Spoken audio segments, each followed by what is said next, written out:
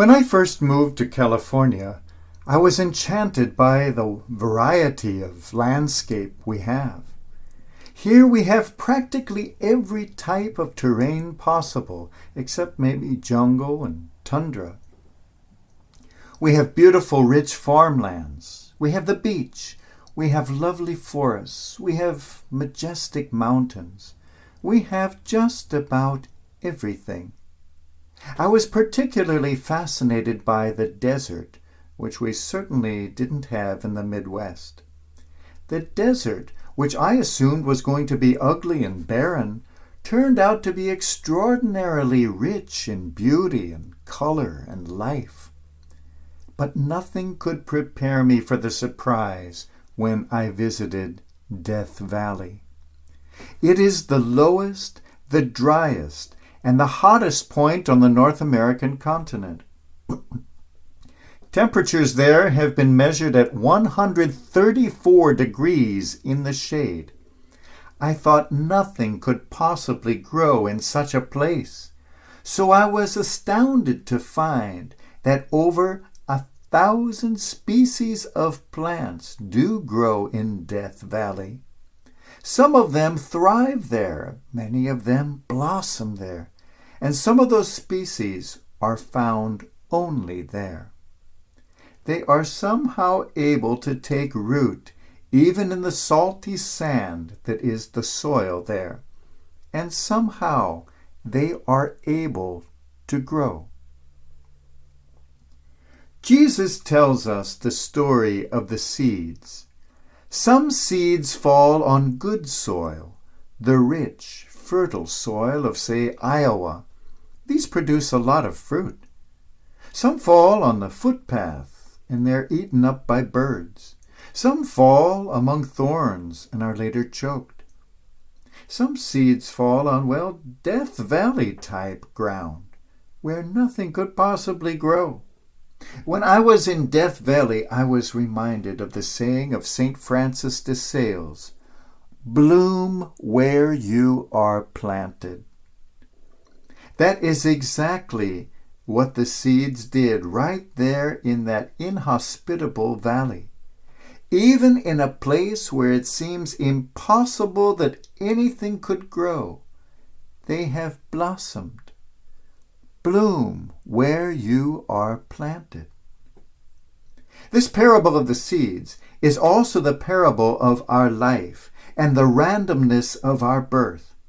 Have you ever wondered why it is that some people too are planted in rich and fertile soil, born into ideal circumstances, a loving family, every educational opportunity possible, born into the lap of luxury with a silver spoon in their mouth?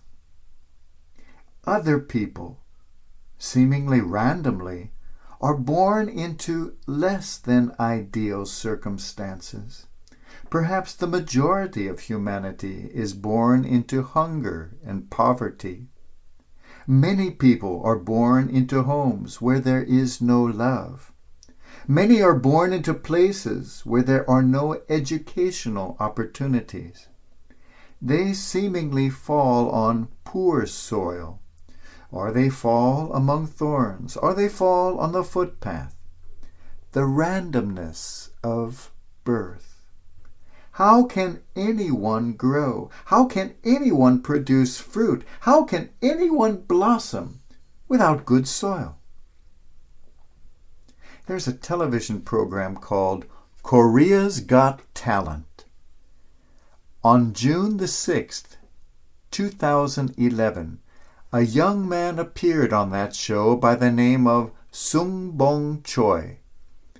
As so many other talented young people have been, he was questioned by the judges, who asked what his occupation was. Manual laborer. The judge said, "I noticed on your form the section marked family you left blank. What are your family circumstances?" He said, "When I was 3 years old, I was deposited in an orphanage. But they beat me so much there that at age 5 I ran away. And for the next 10 years, I lived on the streets by myself, sleeping on outside stairs and in public restrooms. I fed myself by selling little sticks of gum. Well, this was not an ideal circumstance in which to be born. This was not rich and fertile soil. This was more like Death Valley. Then the judge asked, "How did you come to love to sing?" He replied, "Many terrible things happened to me when I was a boy, and I was sold from place to place. One time I was in a nightclub, selling my little sticks of gum to be able to eat. I heard a wonderful singer on the stage, and I knew I needed to sing. I don't sing well, but when I sing, I become a normal person. I become a different person, and all I want is to live like other people can. Music gives me that opportunity." Then he began to sing on the stage, and he sang like a great opera singer. He sang with the voice of an angel. All the judges and all the audience members were moved to tears. Through her tears, the judge said, "I just want to go up there and hug you. I just want to give you every opportunity. I just want to make you happy." Everyone was so impressed by this young man. The seed of his life had fallen on very bad ground, but somehow he was able to bloom where he had been planted. He was able to take root in the most awful of circumstances and make something of himself. Bloom where you are planted. Not many of us are fortunate enough to be born into the lap of luxury. Not all of us are born into rich homes or even loving homes. But bloom where you are planted. I once knew a very impressive old man who was, to me, something of a saint. He was a very simple man, the sacristan in the ancient monastery in Hungary that I used to call home many years ago. One day he told me his story. For several decades he had been a prisoner in the Gulag, where he suffered horribly in the communist prison camp. Yet I always knew him as such a happy man. I said, "Weren't you thrilled that day when you were finally released?" He said, "Oh, I wanted to stay there. When I was told I was being sent away from the Gulag, from the prison camp, I tried to fight them and tried to be allowed to stay there in prison."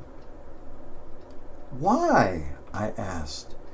"Were you well fed there?" "No, we were down to skin and bones, and most of us died of starvation." "Did you have a pleasant existence there?" "They worked us day and night." "Did they treat you well?" "They beat us constantly."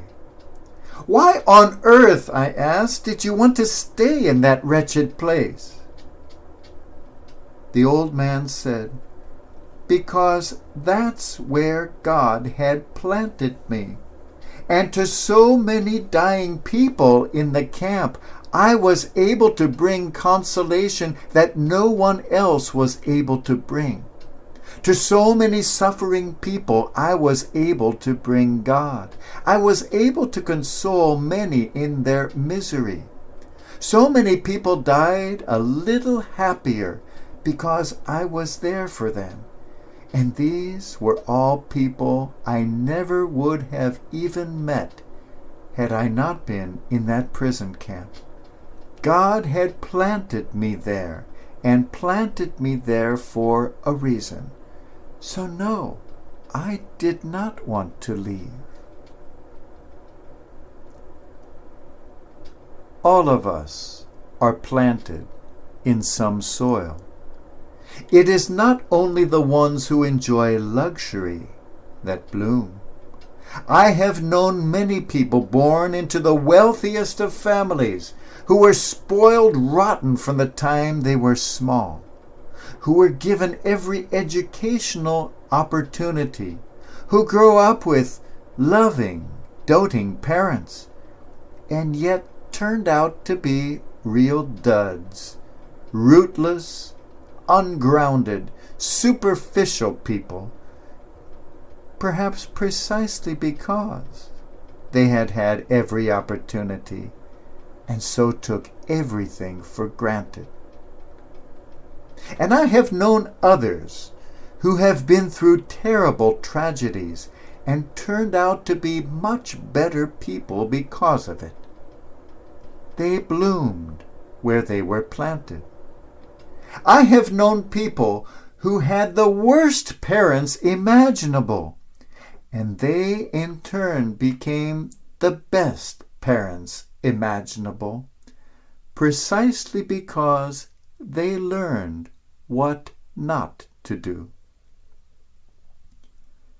Some of us, through the randomness of birth, find ourselves planted in poor soil, or among thorns, or even out on the sidewalk, and we struggle to find our roots. Others of us find ourselves planted in rich soil from the beginning. Each of us is called to bloom where we are planted. It takes good soil to be able to produce fruit, to be able to blossom. But what is good soil? The good soil is not always what the world believes it to be. There are people born into the poorest of the poor families in places like India who find themselves without any opportunity whatsoever, but discover that they have been planted in one of the richest lands of spirituality on this earth, and they are able to bloom where they have been planted. What is good soil? What is it to take root, to grow, to blossom? It doesn't always come about through wealth and education. Each of us lands in a different place. Whether through the randomness of our birth we find ourselves landing in Death Valley, or landing having to live on the street and sleep in public restrooms, whether we find ourselves in the depths of the Gulag itself, bloom where you are planted.